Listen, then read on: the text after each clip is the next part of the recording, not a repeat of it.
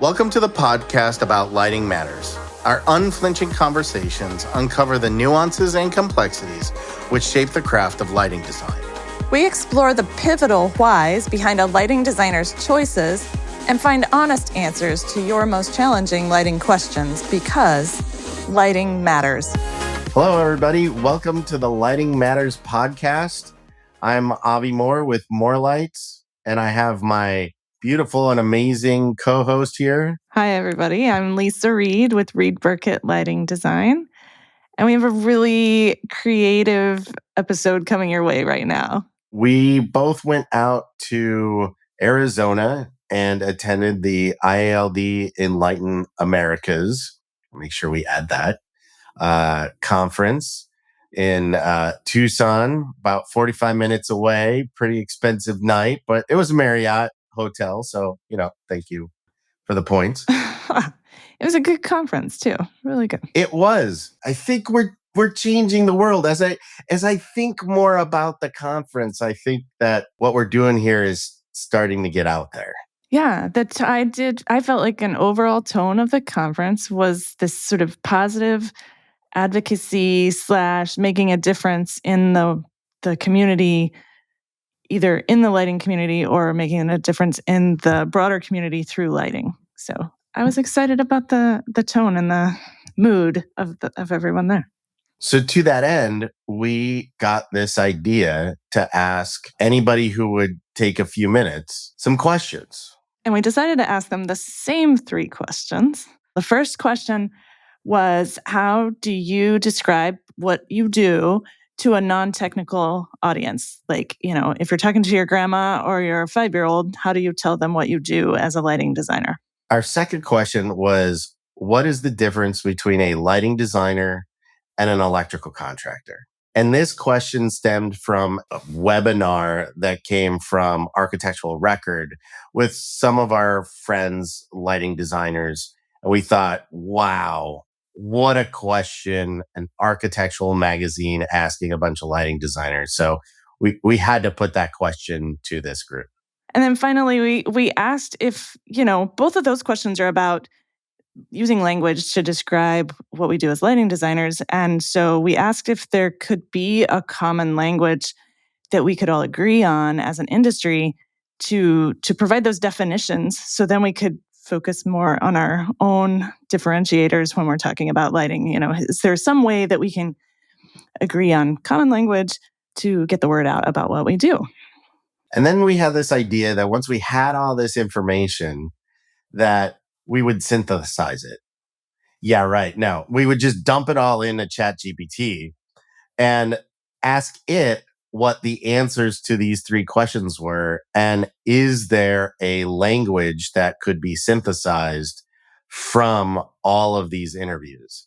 So hang on to the end, and we're going to share what it produced and talk a little bit more. But let's introduce the people we interviewed. The first one was Chip Israel, who is a lighting designer, amazing longtime industry professional in Los Angeles. And then we interviewed Laura. Laura is a member of our advocacy group inside of the IALD. She's based in Mexico. Good friends with Thomas Patterson, who's been on the podcast. So, she had some interesting insights, which were great. We also interviewed another gentleman who is in our advocacy group, Gonzalo. Gonzalo is originally Chilean and still has his firm in Chile, but now added an office in Florida. And he had unique perspective because of some of the complexities he's dealing with in his market. The next 2 folks that we talked to are both from St. Louis, where I live, and that was Ron Kurtz, who is part of Darklight, and Randy Burkett from my firm. And then we had Francesca join us, Bastianini. Yeah. And Francesca was a new person that I hadn't met before, but really insightful, and also gave a session with a number of other women business owners about starting their businesses at IALD. That's one of the great things about that conference is it's kind of running your business things as well as lighting design that I thought was really great. Then another iconic lighting designer, someone we all know and love. He's just the nicest person in the lighting industry, Stephen Rosen. He's not been on the podcast before, but Derek Barnwell, one of his colleagues, has. And then we had a repeat, I think our first repeat podcast. We had Giulio Pedota join us from Chicago. Again, some unique insights. If you're getting a theme here, we had both theatrically trained lighting designers and technically engineering trained lighting design and international. We really tried to mix it up here. Then Aram Ebben with EXP. He runs a really incredible lighting group out of that really large firm. And Aram's, I don't know, I'm going to go ahead and say it. He got bitten by a scorpion at the conference. And and I gave him a scorpion lollipop at the airport. So yeah, that will forever be our thing now that I know that story. Well, I thought you were gonna say, the most fashion forward male in the lighting design. Yeah, he was also named a fellow of the IALD at the conference. So congrats to Aram. And certainly not last or least, Nancy Clanton out of Denver, exterior queen. Nancy Dark has sky maven. Oh my gosh. Yeah. She knows so much. So, a really great breadth of designers with many, many years of experience. Tried to get as international as we could and take a listen to how they responded to the questions. The easiest analogy that I use is I paint with light, is what I tell my family. Beautiful. And so in a space, literally I'm painting walls, painting floors, painting ceilings with light. And I say to them, if you were to walk into a room and you turn all the lights off, can you see anything? And obviously their answer is no. And then I say, I start painting that room with where I want them to look, literally with the light. The color of the light, the texture of the light. And then their eyes roll back and they're like, okay, we're done, Aram. But that's basically it. I think of myself as a painter. Oh my God. I tell them, look, Dad is a lighting designer. I play with lights, okay? So every time you see a light fixture, you got to think of Dad, okay? Because you will know, okay, when there's not a lighting designer, when you're in the dark, okay? Or when you have discomfort glare, okay? Because my kids sometimes complain, Dad, that light is in my face. I say they didn't hire a lighting designer, So that's probably the simple way to explain it to them. I've always thought about what I do as using both sides of my brain. Now, I wouldn't use that as describing it to someone I'm talking to, but lighting design is both science and art. And the synergy of those two things is where we are and where we should be. So I think if I was to explain it to someone, what it is we do is we bring those components of light and technology of light together in order to come up with a common effective solution, both architecturally or aesthetically and technically.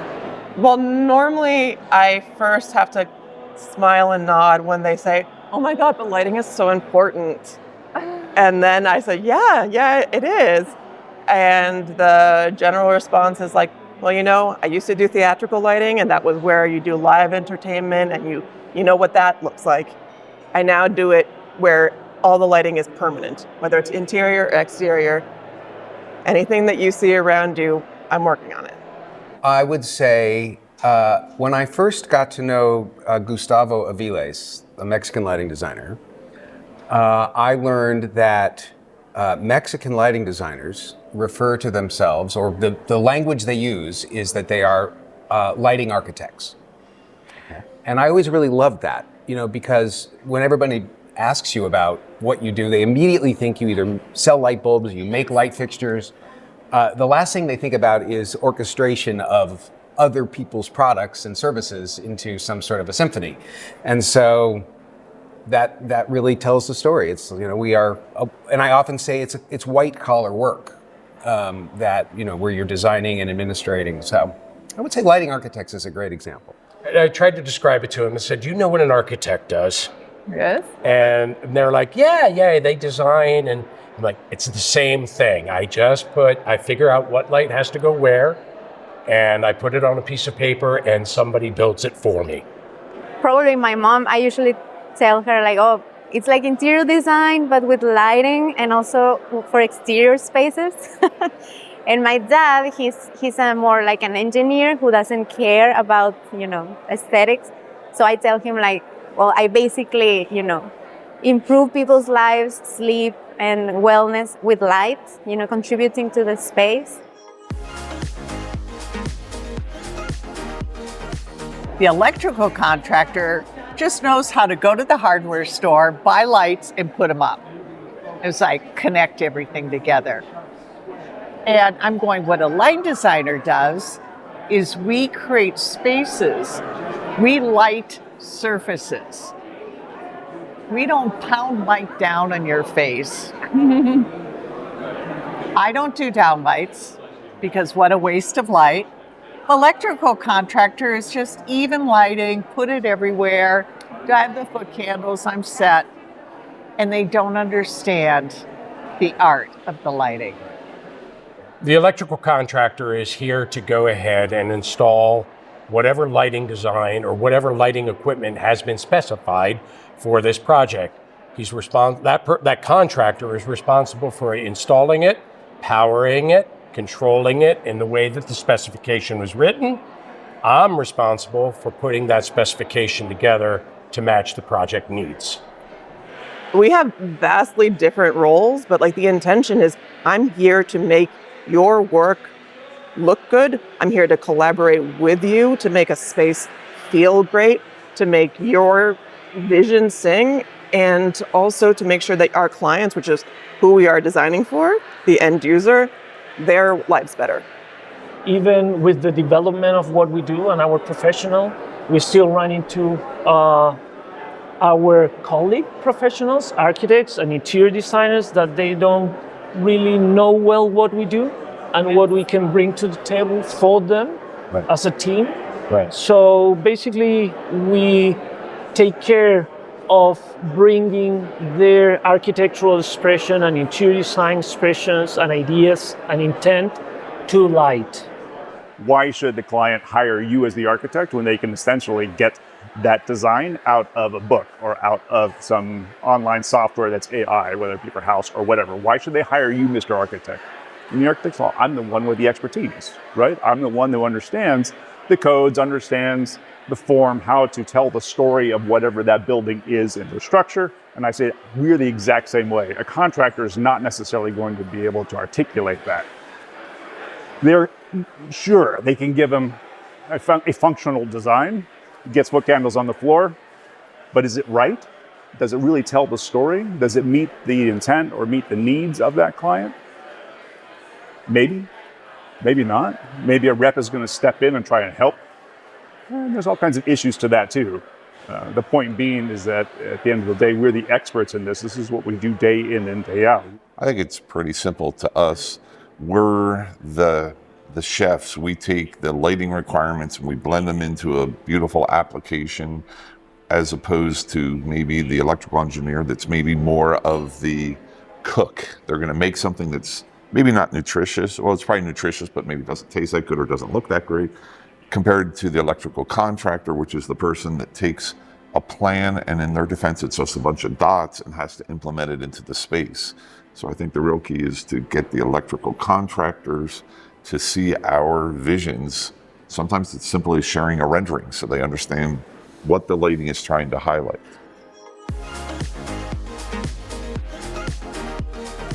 Yeah, I think there is like, a guiding theme here that it's all about people, wellness, the experience. It's about humans. So, I mean, it can be depending on the space or the type of space, the interest of the person, we can then go deeper. But in general, I think it's about health, about making people happier, healthier, enjoying, connecting with the places they live, they work. We can design and talk about visual experience, visual beauty of a space. Not running it down with light levels, all that stuff. Yes. It is, how do you explain the beauty of a space?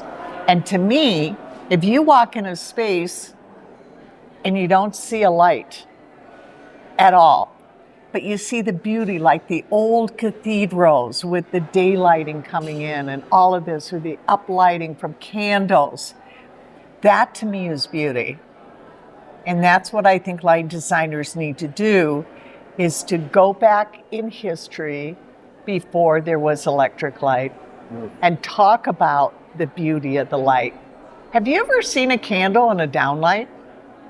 Candle in, oh yeah. You know, it's exactly. like, but yet the glow, the beauty, no glare. Right. And that's what I think light designers need to do, is about the experience. Yeah, I think that we have a lot of discussions about the language that we use already in our standards, in our organizations. We talk about the same terms for different things. Absolutely, we could develop those. I'm an owner, I'm a lighting designer, and I'm also an educator. And so a lot of my job is understanding that what we say and what we show matches, and that we start to make sure our language around what you think is a bright, cozy light is the same thing, or not, whatever, what your language is around lighting is the same as mine. And so I think there's always going to be subjectivity, but we can start to get closer and at least have a reference and say, this is one place to start, but here are the other ways that we also do this, and here is how we can expand it further. But common resources are not going to hurt us. I think they're only going to be able to be a helping reference point. Yeah, I think we have to have a common vocabulary with the entire design community. So whether or not it's individual firms, and we all have specialty types of practices, but they have to know that we're a design service organization, but what our real goal is to make the spaces to look better visually. So that's working with an interior designer to express maybe their materials, to highlight the architectural features, but to make it better spaces for the occupants or the inhabitants. So whether it's the health, well-being factors, whatever those things may be, and we have to get that message out and get it adopted by those other communities. There are so many different sides to our profession. As you mentioned, there are folks that are definitely on the engineering side, and they can tend to speak about it more from a scientific perspective. And then there's those that are very much on the artistic side. And so the interesting thing about our profession is that there's this big, broad range.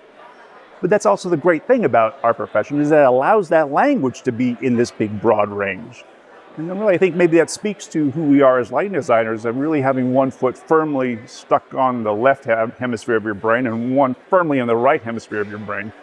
If we can somehow find that language that balances both, two halves of the same coin, really. We're the science and the art together.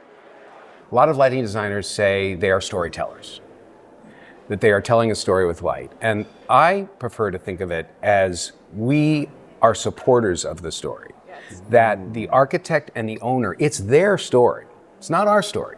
So how can we support that in a way that enhances what their mission and vision are? I became a lighting designer, and I think other people became lighting designers because they are terrified of a blank sheet of paper.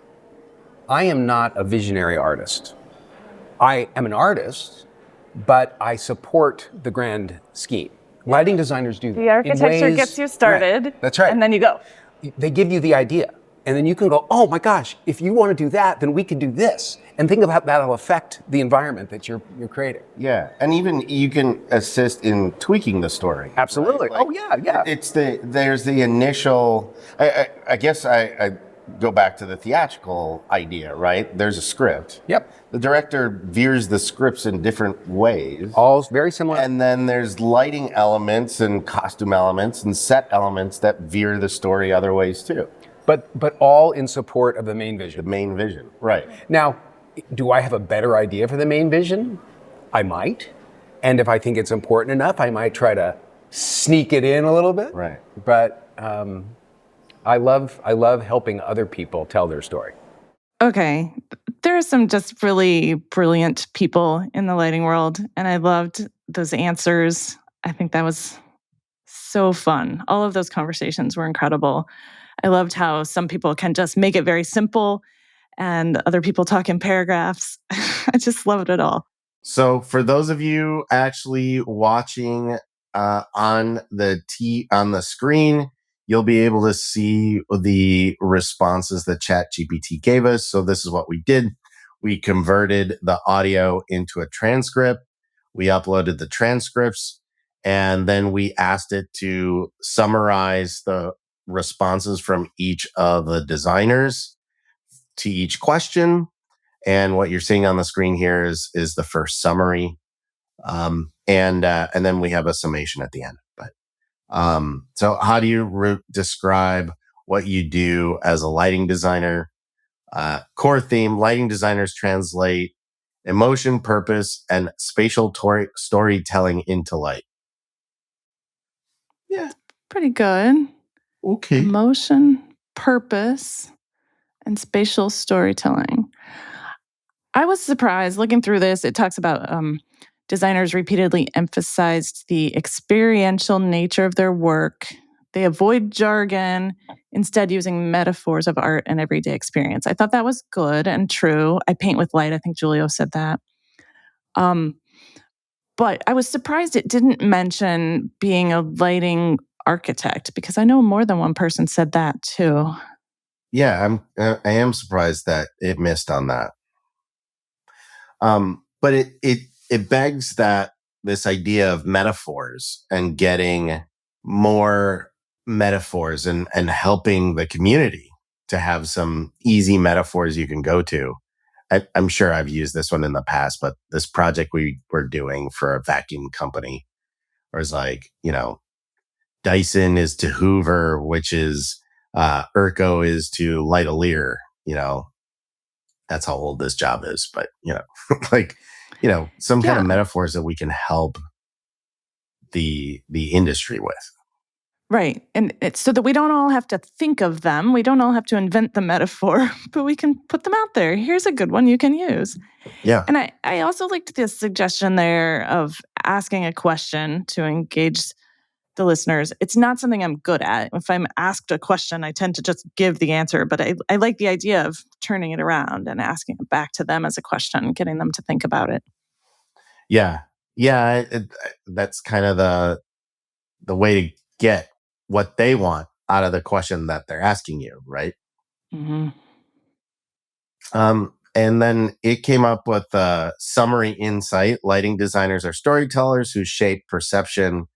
To a non-technical audience, they are artists of atmosphere, using light to create emotion, beauty, and function, turning invisible intent into visible experience. I kind of like that invisible intent to visible experience, but I don't know. It feels a little flaky. That's what I was going to say. It sounds like the assimilation of a bunch of lighting designers talking about themselves because we think we're amazing and we think what we do is amazing. With a little bit of hallucinating, I think, in this too. It could be. Is that the lighting designers or the AI? It might be both. I mean, some of the interviews were late in the day after lots of discussions. So, question number 2. Yeah. What is the difference between a lighting designer and an electrical contractor? It's such a weird question. Yeah, but the difference lies between artistic vision and technical implementation. I think that feels dead on. Mm-hmm. Yeah, I like it. It's not. I wouldn't want to insult someone with an answer to this because electrical contractors are amazing and they do amazing work. So I like the technical implementation as a description of what they do. Yeah. And it's very creative in certain aspects too. I mean, have you seen those half-inch conduits, perfect sweeping bends, exactly perfectly spaced next to each other, 4 stacks high? Yeah. I mean, that's a craft. That's beautiful work. Yeah. My favorite part that came out of these answers is just there needs to be more communication between the lighting designers and the electrical contractors, because if they can catch the vision of what it is that we're trying to do, they can implement it better and take more pride in the work. Yeah, because I don't think we asked it what the answer to the question was, as opposed to what came out of it. But that is a really good point that I feel like could get lost. Is that how do we as an industry better inform our construction partners as to the end goals and why the decisions were made? They may not want to hear it, but give them those opportunities so they understand why it's this way. Yep. And then our last question, which I think was kind of going to be this anyway.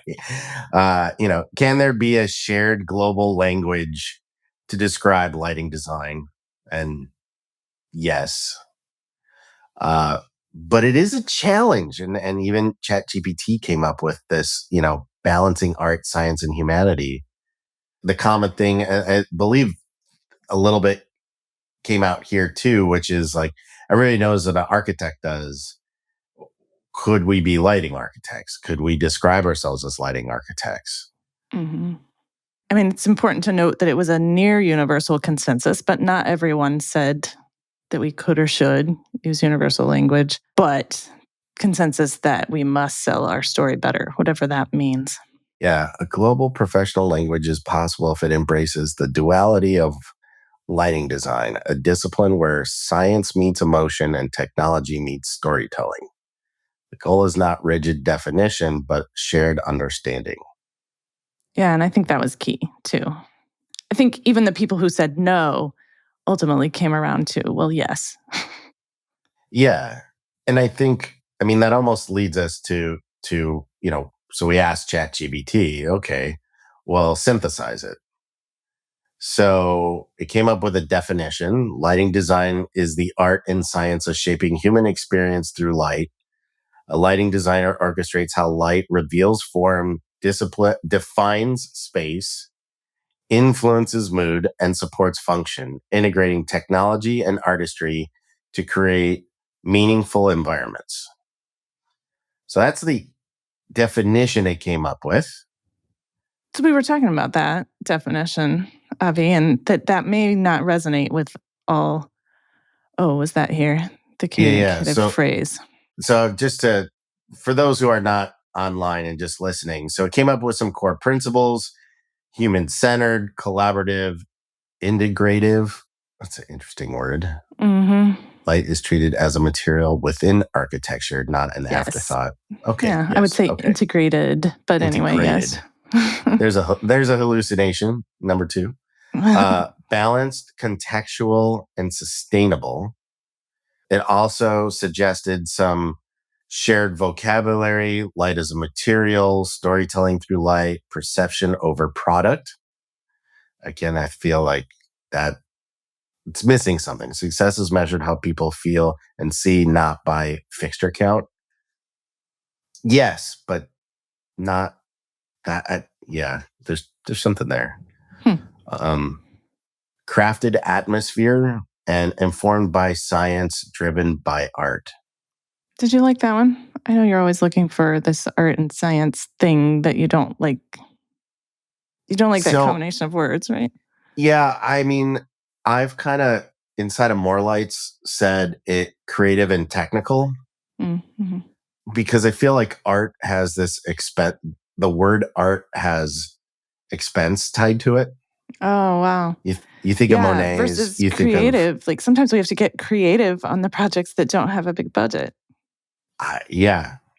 And science, again, has this like math-driven element to it versus technical, which is math and science and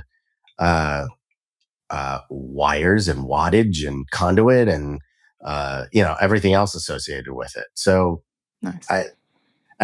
And full disclosure, like that was me spending about half an hour ChatGPT, like not art and science, like what could it be? And just iterating and building. And so, I think the community would have to come together to decide on the right language. Personally, I've gone that route. But art and science is what a lot of people use. And I don't want to be the one that says, no, we shouldn't use it.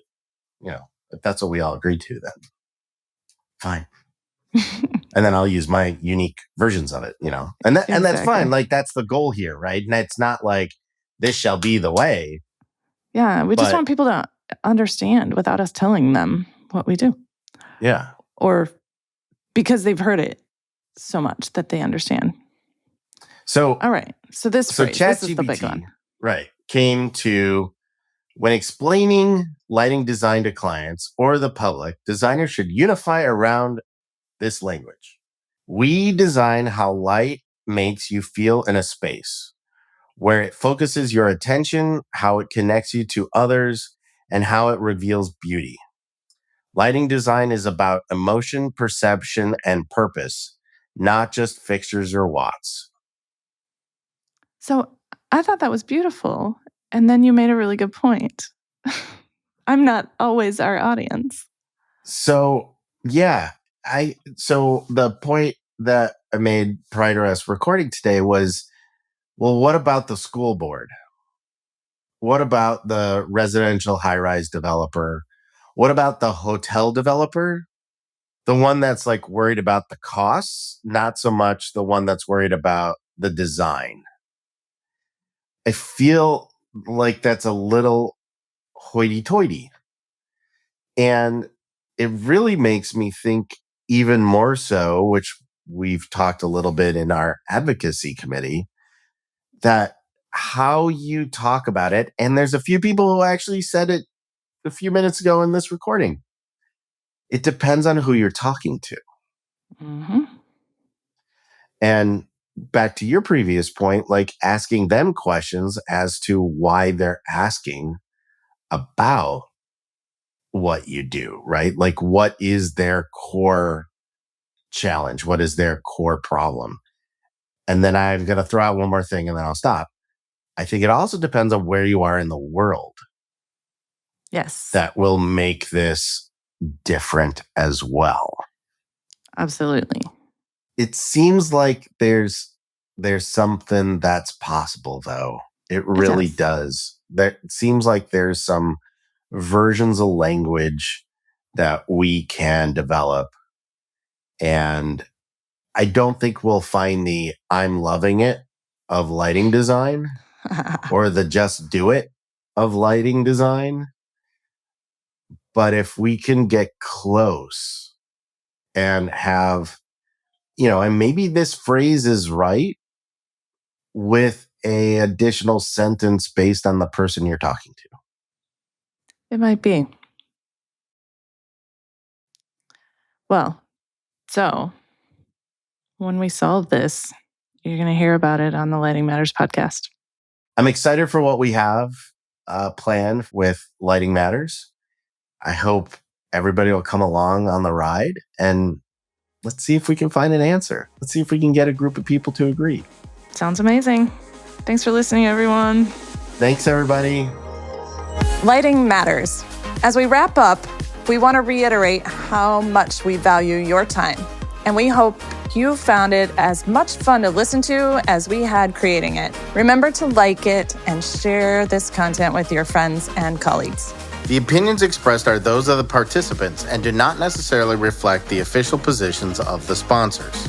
Our content has general application, but we recommend obtaining personalized guidance from a professional IALD lighting designer, such as RBLD or Morlights, for your next endeavor.